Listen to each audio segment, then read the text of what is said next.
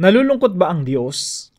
Nung nilikha niya yung mundo, nilikha niya yung mga tao, ang dahilan ba nun lonely at nalulungkot ang Diyos kaya kinailangan niya tayo? Pag-usapan po natin yan sa devotion natin na ito. Magandang araw po sa bawat isa sa inyo. Welcome back to our 365 Daily Devotions. Yung topic po natin ngayon ay Blessedness of God.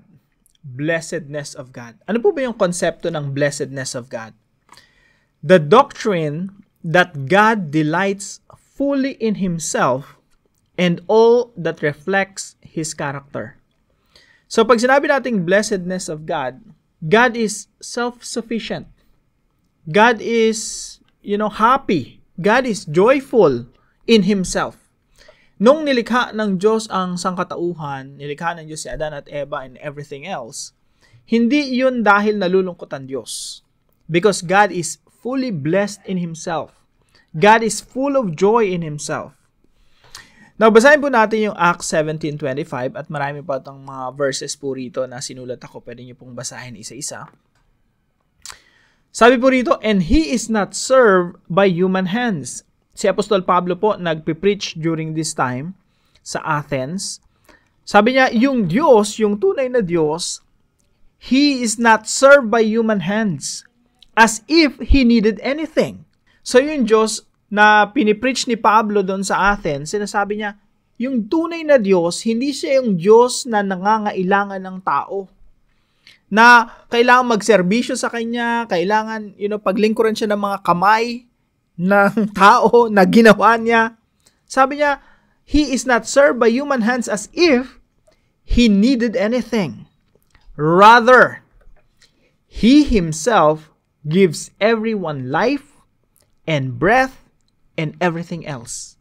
Sa halip na yung Diyos ay binibigyan, sabi niya, yung Diyos ang nagbibigay. Yung Diyos hindi siya kinapos ng kaligayahan kaya ginawa niya yung tao. Sabi sa Tagalog, hindi rin siya nangangailangan ng anumang tulong o paglilingkod ng tao sapagkat siya mismo ang nagbibigay ng buhay, hininga at lahat ng mga bagay sa sangkatauhan. So ito pong verse na ito, makikita po natin yung Diyos, independent. Hindi siya dependent sa tao. Hindi siya yung malungkot, tapos dependent siya sa ibang tao para sumaya. Marami sa atin siguro nakaka-relate dyan, no? Hindi ka mapakali pag wala yung, crush mo, yung mahal mo sa buhay, na para bang yung attitude mo, yung buhay mo, nakadepende na lang dun sa tao na yon. So, pag ganun ka, kapatid, sobra ka magmahal. Mali na yon. No? Si Lord lang, si God lang dapat yung meron tayong ganung attitude. Lord, I cannot live without you. Pero yung mga tao, we shouldn't even, consider them as, parang sobrang dependent tayo sa kanila na pag nawala yon or iniwan tayo, broken-hearted tayo. Well, totoo na, broken heart tayo, naging broken-hearted tayo, pero hindi sila yung buhay natin eh. Ang buhay natin yung Diyos. Now, when it comes to the blessedness of God, si Lord hindi siya nangangailangan sa atin. Sa halip, tayo ang nangangailangan sa Diyos. Now, ito po yung teaching natin ngayong araw. God is satisfied in His existence. Yung Diyos po, satisfied. Ibig sabihin, kompleto na yung Diyos. Wala nang mas kokompleto pa sa Kanya. Wala nang maidadagdag pa sa Diyos para makompleto siya. God is complete in Himself. God is perfectly happy and satisfied in His existence. Kaya, sa theology kasi tinatawag natin yung eternity in the past. Nung wala pa yung time, wala pa yung matter, wala pa yung space, wala pa yung creation. Si Lord lang yung nag-e-exist. Completely satisfied. Perfectly happy yung Diyos. So, God is satisfied in His existence. Ayan po yung una nating katuruan. Kasi, yung Diyos hindi siya dependent sa nilikha. Sa halip, lahat ng nilikha nakadepende sa Kanya. Magbasa po tayo ng ilang mga verses dito. Sabi dito sa Psalm 16:11, You make known to me the path of life. You will fill me with joy in your presence, with eternal pleasures at your right hand. So, sa Diyos lang merong yung tunay na kaligayahan.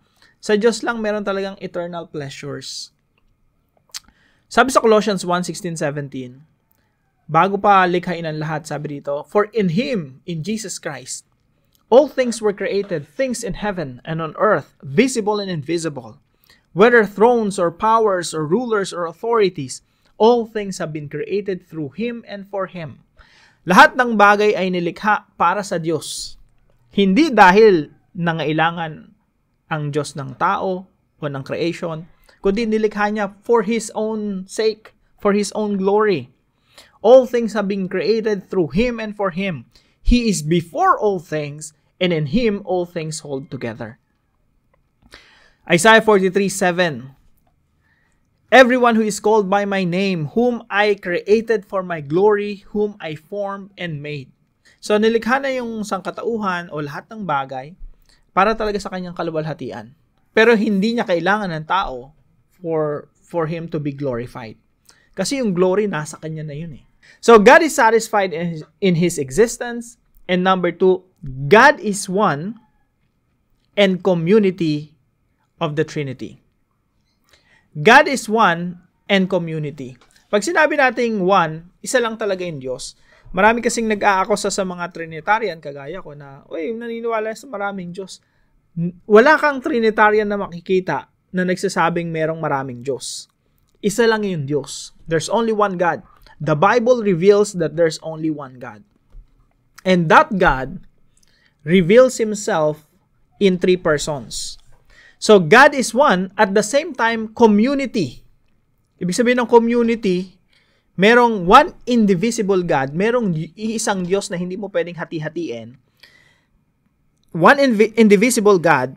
Now, yung indivisible God na yon, yung God na hindi mo pwedeng hatiin, hindi mo pwedeng paramihin, isa lang yon, may community yun ng Trinity. Father, Son, and Holy Spirit. Yun yung doctrine of the Trinity.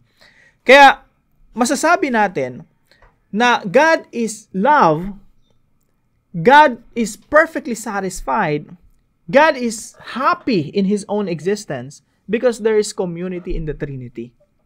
Never ang Diyos nalungkot at sinabi niya, nakakalungkot naman, likhain ko ngayon tao para makapag-fellowship ako sa kanila. Hindi po ganun eh.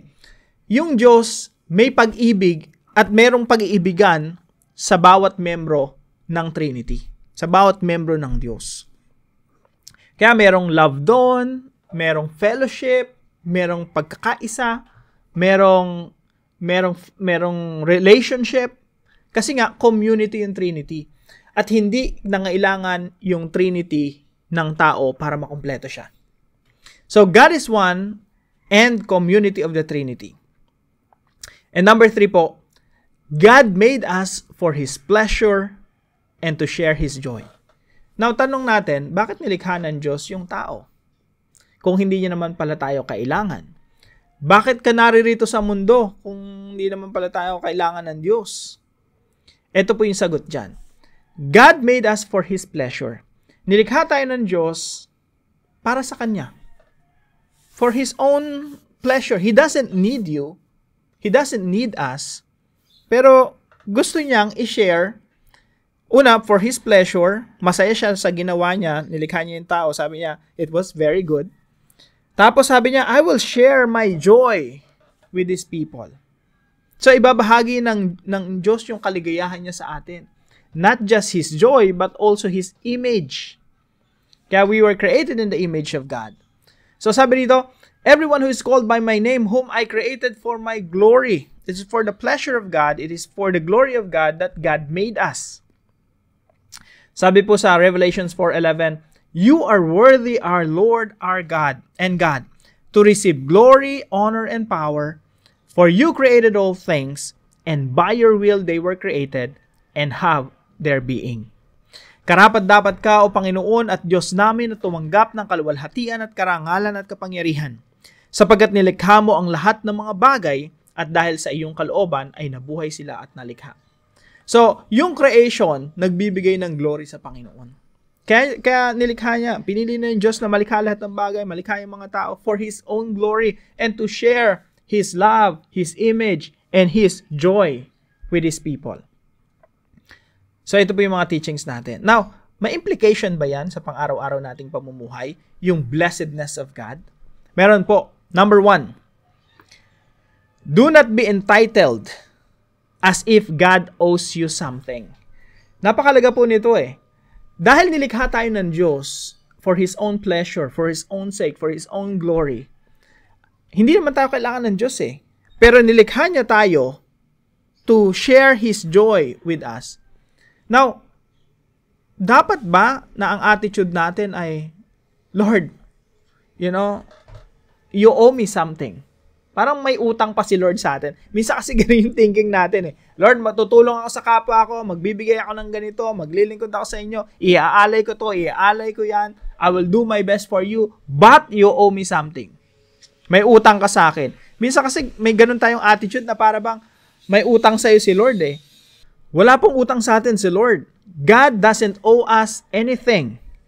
Huwag po tayong entitled. Pag sinabi nating entitled, para bang, I deserve this. Deserve. No? Deserve ko yan, Panginoon. Bless niyo ako, Panginoon.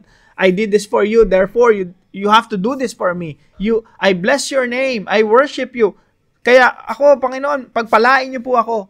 Alam mo mga kapatid, kahit hindi tayo pagpalain ng Diyos sa mga material na bagay, dapat sumasamba pa rin tayo sa Panginoon. Nagpupuri pa rin tayo sa Panginoon because we were created for the glory of God. And God doesn't need us. Pero nilikha niya tayo, niligtas niya tayo, minahal niya tayo, inibig niya tayo.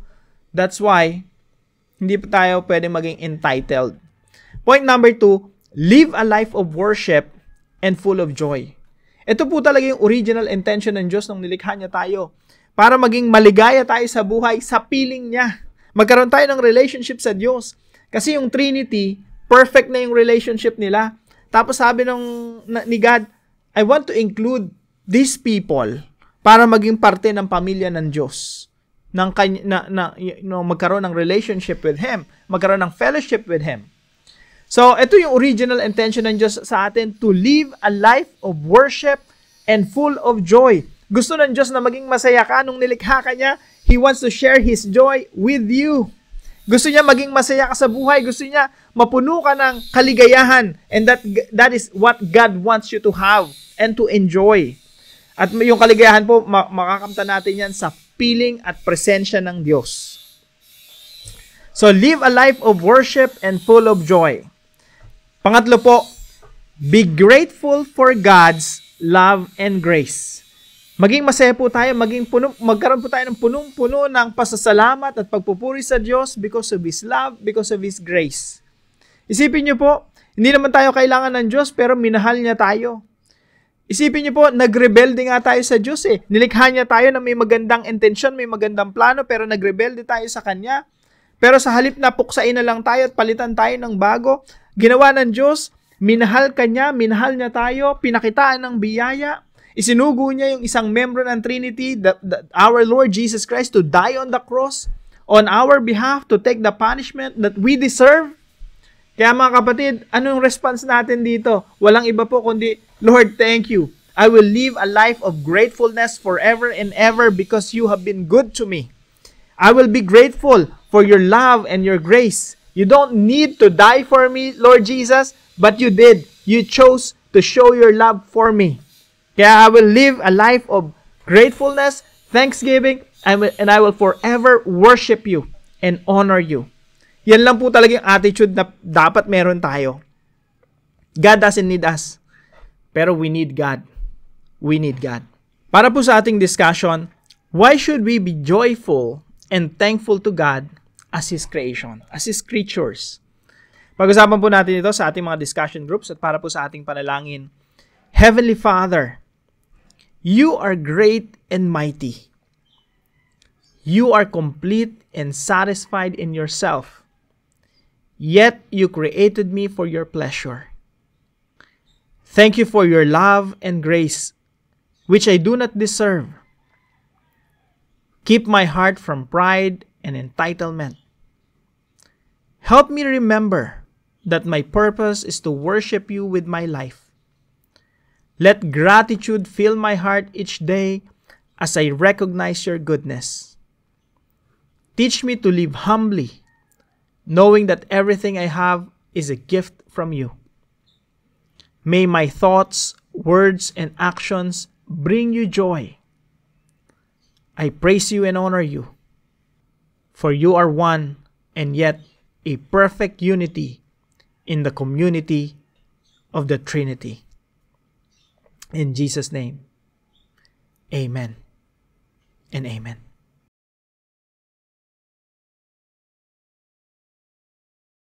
Maraming salamat po sa partner natin sa devotion natin na ito, si Elmida, Beth, and Juliet. Maraming salamat po sa inyo. Dalangin ko po na ang Lord ang magpala po sa inyo. At hello po sa lahat ng mga Filipinos sa Germany. Gusto ko rin pong batiin ng happy birthday si Vladimir Raffles. Nakikiselebrate ako sa iyong kaarawan. At kung kayo po ay may natutunan sa devotion natin na ito, ipalam nyo lang po sa comment section right below this video. And please share this devotion to your family and friends. Magandang umaga po sa bawat isa sa inyo. See you po tomorrow 5 a.m. dito sa ating Daily Devotions.